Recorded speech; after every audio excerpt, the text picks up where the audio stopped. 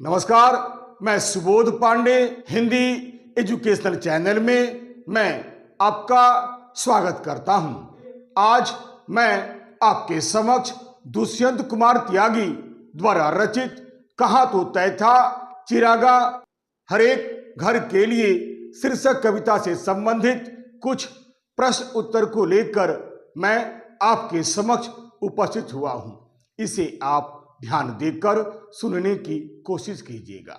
Video शुरू करने से पहले मैं आपको यह बता दूं कि इस वीडियो में कुछ ऐसे प्रश्न हैं जिसका उत्तर लगभग 30 से 40 शब्दों में समाप्त हो जाएगा और कुछ ऐसे प्रश्न हैं जिसका उत्तर लगभग 70 से 80 शब्दों में समाप्त हो जाएगा।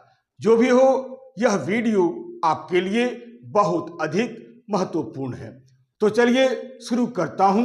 दुष्यंत कुमार त्यागी द्वारा रचित कहा तो तय था चिरागा हर एक घर के लिए या गजल शीर्षक कविता से संबंधित कुछ प्रश्न उत्तर। जी हां, इस वीडियो का पहला प्रश्न है, कहा तो तय था चिरागा हर एक घर के लिए। प्रस्तुत पंक्ति किस पाठ से ली गई है?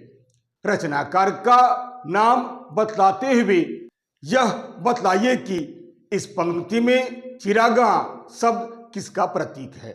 जी हां, इस प्रश्न का उत्तर होगा प्रस्तुत पंक्ति हमारी पाठ्य पुस्तक के पाठ कहा तो तय था चिरागा हर एक घर के लिए नामक शीर्षक कविता से ली गई है। इस कविता के रचनाकार दुष्यंत कुमार त्यागी हैं। इस पंक्ति में चिरागा शब्द का प्रयोग ढेर सारी रोशनी या समाज की सुख समृद्धि और खुशहाली के लिए प्रयोग हुआ है। जी हां, अब मैं दूसरा प्रश्न शुरू करता हूं। हमारा दूसरा प्रश्न है, कहां चिराग मयस्सर नहीं शहर के लिए। जी हां, प्रश्न है चिराग और मयस्सर का अर्थ बतलाते हुए इस पंक्ति का अर्थ स्पष्ट कीजिए।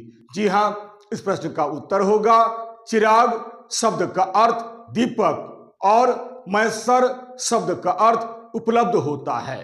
इस पंक्ति का अर्थ यह है कि भारतवर्ष को आजादी मिलने के पहले और बाद में हमने देश की खुशहाली और उसकी उन्नति तथा तरक्की के लिए एक सपना देखा था कि अब स्वतंत्र भारत के हर घर में खुशी के दिए जलेंगे, अर्थात चारों तरफ रोशनी ही रोशनी होगी। किंतु हुआ ठीक इसके विपरीत। आजादी के बाद तो पूरे शहर के लिए एक भी दीपक नहीं जलाया जा सका। दुख की बात यह है कि आजादी के इतने वर्षों बाद आज भी चारों तरफ अंधेरा ही अंधेरा दिखलाई देता है, यानी सफलता या प्रकाश के नाम पर कुछ भी नहीं हुआ। जी हां, अब मैं तीसरा प्रश्न शुरू करता हूं। हमारा तीसरा प्रश्न है, यहां दरख्तों के साए में धूप लगती है। जी हां, हमारा प्रश्न है, यहां दरख्तों के साए में धूप लगती है। प्रश्न है पाठ तथा लेखक का नाम बतलाते हुए इन पंक्तियों में निहित व्यंग्य को स्पष्ट कीजिए। ध्यान दीजिएगा, ऐसा भी प्रश्न आ सकता है, या फिर दरख्तों के साए में धूप लगने का व्यंग्य स्पष्ट कीजिए। जी हां, इस प्रश्न का उत्तर कुछ ऐसे होगा। हम उत्तर लिखेंगे प्रस्तुत पंक्ति कहा तो तय था चिरागा हर एक घर के लिए या गजल नामक शीर्षक कविता से ली गई है। इस कविता के रचनाकार दुष्यंत कुमार त्यागी जी हैं। इन पंक्तियों में निहित व्यंग्य यह है कि भारत को आजादी मिलने के बाद जो राज सत्ता और शासन व्यवस्था मनुष्य को सुख देने के लिए बनाई गई थी, आज वही शासन व्यवस्था और राज सत्ता दुखदाई बन गई है।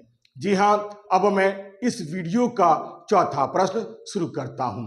हमारा चौथा प्रश्न है, चलो यहां से चलें और उम्र भर के लिए। जी हाँ, प्रश्न है, उपर्युक्त पंक्ति में कवि कहाँ और क्यों चलने की बात करता है?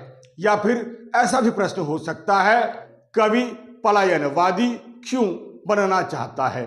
जी हाँ, इस प्रश्न का उत्तर होगा, उपर्युक्त पंक्ति में कवि आजादी के बाद जब समाज व्यवस्था में उत्पन्न दोषों में किसी प्रकार की सुधार की गुंजाइश नहीं देखता है, तब वह बहुत दुखी हो जाता है।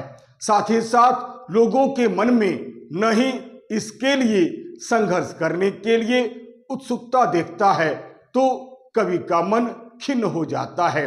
इसलिए कवि ऐसी जगह को छोड़कर कहीं और चला जाना चाहता है, जहां कम से कम ऐसी समस्याएं उत्पन्न नहीं हो। क्योंकि भारतवर्ष को आजादी मिलने के बाद जो समस्याएं राई के समान थी, वह धीरे धीरे बढ़कर पहाड़ के समान हो गई। इसलिए कवि ऐसी जगह जाना चाहता है जहां कम से कम ऐसी समस्याएं ना हो। आइए अब मैं इस वीडियो का अगला प्रश्न शुरू करता हूं। हमारा पांचवा प्रश्न है, जी हां, हमारा पांचवा प्रश्न है, न हो कमीज तो पांवों से पेट ढक लेंगे। जी हां, प्रश्न है, उपर्युक्त पंक्ति में कवि ने पांवों से पेट ढक लेने वाले लोगों के माध्यम से किन किन लोगों पर व्यंग्य कसा है? जी हां, इस प्रश्न का उत्तर होगा, उपर्युक्त पंक्ति में कवि ने भारतवर्ष में रहने वाले ऐसे परम संतोषी तथा साधु प्रवृत्ति वाले लोगों की मानसिकता पर व्यंग्य किया है, जो गरीबी और दुर्दशा में आसानी से जीवन जी लेते हैं, किंतु अपने उद्धार के लिए कभी भी प्रयत्न नहीं करते हैं। कवि का मानना है कि आज हमारे देश की कुछ ऐसी स्थिति उत्पन्न हो गई है कि अब ये अपने अभाव को पूरा करने के लिए किसी प्रकार का शोर नहीं मचाते हैं। कहने का अर्थ यह है कि अब ये अपने कमीज के न होने पर उसके लिए शोर नहीं मचाते हैं, बल्कि ये अपने पांवों को सिकुड़कर अपना पेट ढकने की कोशिश करते हैं। ये अपने अधिकारों के लिए भी कभी भी संघर्ष नहीं करते हैं। उनमें विरोध करने की भावना लगभग समाप्त हो चुकी है। उनमें विरोध करने की भावना भी लगभग मर चुकी है। धीरे धीरे ये आलसी, निकम्मे और भाग्यवादी हो गए हैं, जिसका फायदा समाज में रहने वाले नेता और पूंजीपति वर्ग के लोग उठाते हैं। यहाँ पर ऐसे ही लोगों की मानसिकता पर व्यंग्य कसा गया है। आइए अब मैं इस वीडियो का आखिरी प्रश्न यानी छठवां प्रश्न बताने का प्रयास करता हूं, जिसका उत्तर कुछ इस प्रकार है। हमारा छठवां प्रश्न है, ये लोग कितने मुनासिब हैं इस सफर के लिए? जी हां, यहां प्रश्न है, ये लोग कितने मुनासिब हैं का अर्थ बतलाते हुए इस पंक्ति का अर्थ स्पष्ट कीजिए। जी हां, इस प्रश्न का उत्तर है, ये लोग कितने मुनासिब हैं का अर्थ भारतवासी कितने ठीक हैं या भारतवासी कितने उपयुक्त हैं। कवि के अनुसार भारतवासियों ने नेताओं व पूंजीपतियों के अत्याचार को देखकर समयानुसार अपने आप को ढाल लिया है, जो हमारे देश के शासकों के लिए यह एक बहुत अच्छी बात है। हमारे देश के नेता भी तो यही चाहते हैं कि चाहे हम कुछ भी कर लें, परंतु ये हमारा कभी भी विरोध नहीं करेंगे, और आज यही हो रहा है। यही कारण है कि इनका शासन, सत्ता बड़े आराम से चलती रहती है। आशा करता हूं इस वीडियो में जितने प्रश्न और उत्तर दिए गए हैं आपको अच्छी तरह से समझ में आ गया होगा। यदि आपको यह वीडियो अच्छा लगता है, उपयोगी लगता है, सारगर्भित लगता है, तो आप इसे लाइक करें, शेयर करें और तो और सब्सक्राइब करना बिल्कुल नहीं भूलें। तब तक के लिए नमस्कार, धन्यवाद।